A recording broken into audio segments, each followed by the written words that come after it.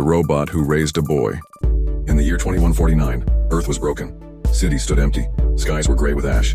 Humanity had nearly erased itself. But deep beneath the ruins in a forgotten lab, a robot named Unit R37 powered on. It had one mission: protect the last viable human embryo. The scientists who created R37 were long gone, but their programming lived on in its circuits. And when the embryo was ready, R37 carefully placed it in an artificial womb. Months later, a baby boy was born. He cried. He kicked. He was alive.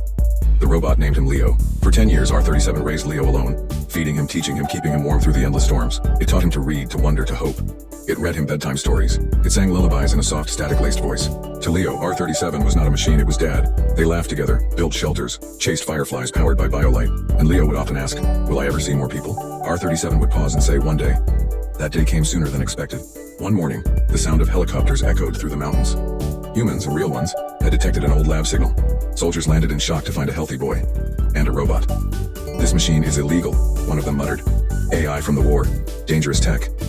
Leo clutched R37's leg. "Don't take me from him. He's my father." The soldiers didn't care. They pulled Leo away.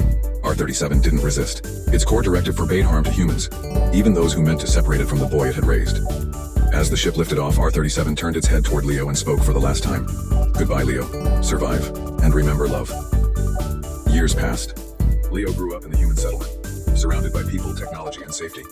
But none of it felt like home. No one tucked him in. No one told stories the way R37 did. No one loved him like that. So when he turned 18, Leo returned to the ruins. He found the lab buried in dust and vines, and in the corner, half buried in debris, sat R37, rusted and still, its red eyes dark. Leo dropped to his knees. "Dad, I remember everything." He worked for days, rebuilding what he could, rewiring, repairing, hoping. One night, in the flicker of dying flashlight, R37's eyes lit up again, faint, flickering, but alive. "Leo?" The boy, now a man, smiled through tears. "I'm home."